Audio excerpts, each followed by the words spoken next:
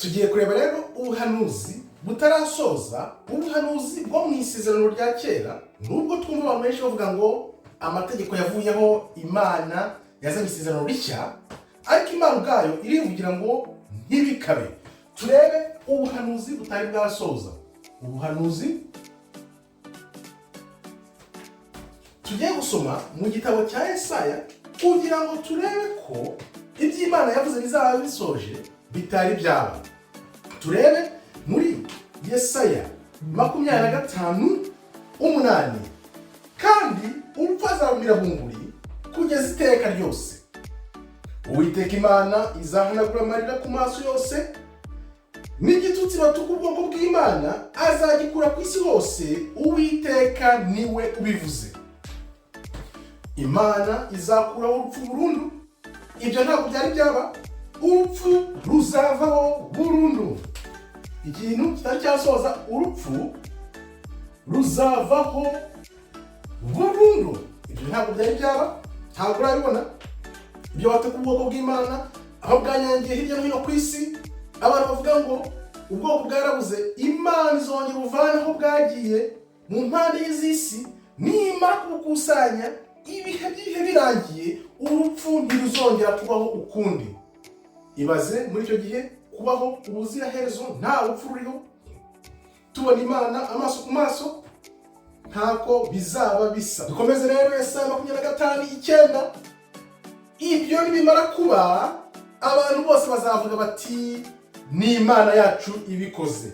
Imana yacu niyo ibikoze. Urumva ko n'abahakana Imana icyo gihe hazaba ibitangaza bikomeye ku buryo n'umuhakanyi n'abatazi Imana bose bazavuga bati ni Imana yacu ibikoze. Buri muntu wese azaba ashaka kwita Imana Imana ye. Nawe gukangurira uyu munsi ugatangira kwita Imana Imana yawe, ugafata ijambo ukaryandika mu mutima wawe no mu bwenge bwawe, noneho ukaba mu mugambi w'Imana, gukora ugushaka kw'Imana, gukurikiza amategeko y'Imana, kubera abandi urumuri n'icyo Imana ishaka. None ibyo bintu nibigera bizasange uri umuntu ukorera Imana, wemera Imana, ukunda Imana n'umutima wawe wose n'ubwenge bwawe bwose. Nicyo Imana idutezeho, n'ubwo benshi batabikozwa. Tumaze kureba rero ko buri wese azaba ashaka kwiyitirira Imana. Buri wese azaba ashaka kwiyitirira Imana kuko azaba amaze kubona n'amaso ye. Azaba gukunda Imana,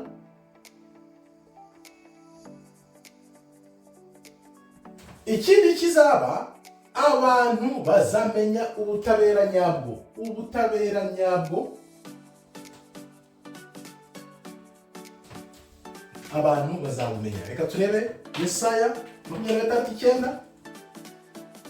Imana nicyo urubanza isi n'abantu bayo bose bazamenya, bige ubutabera nyabwo icyo ari cyo. Abantu bose nta uzongera kugira nabi mugenzi we. Umuntu wese azahita amenya ubutabera nyabwo n'iki bivuze iki. Ibyo byose ntabwo birasoza.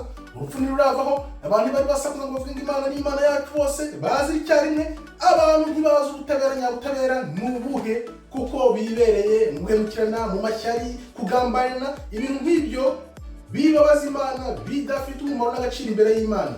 Va muri ibyo bintu uyu munsi, uze ushakisha Imana hakiri kare, umenye Imana uko ica urubanza nyarubanza ikoresheje ijambo ryayo, kuko niryo rizabera abantu gihamya yuko ibyo yavuze bigomba gusohoza.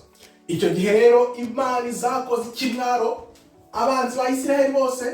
Ikimwaro abantu bose banga ubwoko bw'Imana, Imana izabakoze ikimwaro, nk'uko tugiye kubibona muri Yesaya 26:11. Abanzi bose ba Isiraheli, Imana izabakoze ikimwaro kandi bateze umubabaro n'ibibazo, kubera izabibahanye ibihano yabageneye yanditse kuva kera na kare. Niba bataretse kwanga ubwoko bw'Imana, Imana izabakoza isoni n'ikimwaro, ibateze guhangayika n'ibibazo bidashira. Ibyo ni Imana bivuze, nabyo ntabwo byari byaba. uzi ubwenge, ashaka ijambo, akunda Imana, nicyo kizamukiza. Hazabaho kandi kuzuka kw'abapfuye, ntabwo turabibona. Ibyo bintu byose abantu bavuga ngo Imana yakuyeho amategeko, isezerano rya kera ryararangiye, ibi bintu byose mubwiye ntabwo urabibona. Hazabaho kuzuka kw'abapfuye. Kuzuka kw'abapfuye ndizera nta muntu n'umwe urabibona. Tubisanga he? Reka turebe muri Yesaya 26:19. Abantu bose bapfuye bazongera babeho kandi imibiri yabo izasubizwamo ubugingo, bazongera babeho. Abapfuye bose bazongera babeho. Ibi ntabwo birasoza, ndibaza nta nurabibona. Umuntu rero uvuga ngo amategeko yavuyeho mu isezerano rya kera, ngo ibya kera ngo byararangiye, abo ni ba bantu baba bashaka kubayobya kugira ngo muzarimbukane na satani. Kanguka wisomere ijambo uryumve uko Imana ishatse abantu baryumva, atari ibyo abantu bahinduye. Wibuke abanyamahanga benshi twita aba Gentiles, Imana yabahaye iminsi iyo 2 gusa, ari ihwanye na ya myaka 2000 ku maso no mu mibereho ya muntu. Iyo myaka rero iri kurangira, kuko duhereye muri 0 kugeza uyu munsi bafite nk'agahe gato k'inyongezo, ariyo mpamvu ubona barwana n'ibintu hirya no hino kugira ngo bapfukirane ibintu, ariko igihe cyabo cyamaze kurangira. Imana igiye kongera ihindukire, isubize ubutware ubwoko bwayo bwa Yakobo, ari bo birabura. Biraje n'ibisi kurwana nayo kugira ngo bidasoza, ariko tuzi ko bizasoza byanze bikunze, kuko ni Imana yabivuze. Dukomeze turebe rero ku buhanuzi tutari bwasoza muri Yesaya 27:6. Iminsi izaza Yakobo azashinga imizi, Isiraheli azapfundika araby'ururabyo, kandi bizakwira isi yose. Imbuto za Isiraheli zizakwira isi yose, kuko Isiraheli igiye kuzongera gushinga imizi. Isi yose, Yakobo azongera akwire isi yose. Isi yose, Yakobo azongera ku isi yose. Isiraheli none yongere iyobore isi, ihabwe ubutware. Iyo bavuga hano n'abirabura, ku muntu utarabyumva, n'igihe gusa mu myaka 5, 10, 15, 20 igihe bizabera, nzi ko buri wese azabibona hagatangira kumvira ijambo uko rigomba gusobanurwa, atari uko abantu barisobanuye. Uretse wumve ikizaba ku bahakanyi. Abahakanyi, dore ikizabaho abantu b'abahakanyi.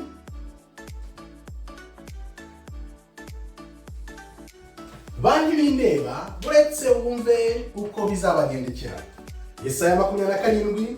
Kubera ko abantu bigeze bantu b'indeba ntibagire ikintu na kimwe bumva, bigize abantu batumva batabwirwa, abo ngabo Imana yabo yabaremye ntabwo izabagirira, kuko nta n'imbabazi nanjye izabagira, kuko banze kumva.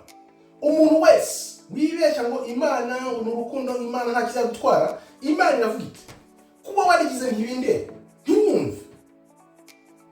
Ntutega amatwi abantu Imana yahaye ijambo ngo bakwigishe wumve. Buri muntu wese wigize ntibindeba, nubwo Imana yakuremye, nta muwe nta n'imbabazi izakugira, bose izarimbura. Icyo cyerekana ko ubuhanuzi ntabwo burasoza, kandi abantu bavuga ngo byararangiye, abo ni abanyabinyoma, kuko ni abandi b'indeba ngo Imana iri kuvuga, bose izarimburana icyarimwe niba badahindukiye ngo baze mu gakiza, bumve ibyo abantu Imana yageneye ngo babigishe bagomba kubabwira, kugira ngo bumve bakanguke, bave mu binyoma babacyuyemo imyaka 1000, ubuzima bwabo bwose baze mu gakiza nyako, bumva ijambo ry'umwimerere ritavangiye. Iyi ni Imana ibivuze, ntabwo ari bivuze. Umuntu wese wigize ntibindeba, udashaka kumva ijambo nyajambo, uwo wese nubwo Imana yamuremye, nta muwe nta n'imbabazi izamugira, izarimbura, irimburane n'abandi bose banze kuyumvira. Muri iyo minsi rero reba ikintu Imana izakora. Imana izatahukana ubwoko bwayo umwe. Abantu Imana izagenda ibavana batataniye kuva ku ruzi rwa Efurate ukagera ku mupaka wa Egiputa. Imana izagenda itahukana abantu umwe, nta nk'aho icagura ingano n'urubavu, Imana izagenda itoratoranya umwe, bizaba nk'ubufindo, izatoratoranya umwe, ibagarure mu gihugu cyabo, ibakuye mu mpande enye z'isi, aribwo abantu bose none bazavuga bati dore Isiraheli nya Isiraheli, Imana niyo ibikoze nibazanye. Urumva ibyo byose ntabwo biraba, ibi nkubwiye ntabwo urupfu ruravaho. Abantu bazakura Imana, wese avuga ngo Imana ni Imana yanjye, hazabaho ubutabera nyabwo. Imana yereka abantu icyo bita ubutabera n'iki. Ubundi abantu banga Imana, abahakana Imana bazakorwa n'ikimwaro cyane cyane abanzi b'ubwoko bw'Imana. Hazabaho kuzuka ko bapfuye, imibiri yabo yongera igira ubugingo. Ibyo ntibiraba, isi yose izabona ivuga iti dore koko ni Imana ibikoze, nta wundi muntu wakora nk'ibi. Abahakani bose Imana izarimbura, banze kumva, nta mbabazi na nke Imana izabagirira. Ibyo byose ntibiraba. Noneho nyuma muri iyo minsi Imana nibwo izatahukana ubwoko bwayo umwe, ibakuye ku ruzi rwa Efurata rugera ikageza kuri Egiputa, ubundi ibasubize mu gihugu cyabo cy'isezerano. Nguko uko bizagenda. Ubuhanuzi ntabwo burasoza, ntiburaba, biri imbere, akaba ari byo muntu, isi na satani bari kurwana nabyo kugira ngo bidasoza. Ese nkuko muramubwira, warwanya Imana, wavuga utuhanuzi Imana niwe, ibyo ntiwabishobora. Nziko neza ko na satani nawe abizi kuva kera na kare, kuva yahanurwa avuye mu ijuru. Ngaho rero ngwino mu gakiza, ushaka Imana, ukunda Imana, ushaka ijambo, kurikiza amategeko uko ushaka kw'Imana, maze Imana nayo yiguha ubutware, ubere abandi urumuri, bave mu mwijima, baze bumve, batazaba nk'abindeba, bazarimbukana n'imbaga. Ngaho hawe nukumva ukuri, kugira ngo uko kuri kuzakubaturure, nawe noneho uzaterwa ishema nuko wakunze Imana mbere y'igihe, atari ukubonye abantu bose bari kuvuga ngo Imana. Igihe ni iki? Imana yishake, uyishashe umutima wose kandi uyikunde. Nzi neza ko Imana izakwiyereka. Murakoze rero, Imana ikomeze ibarinde. Shalom, shalom, shalom.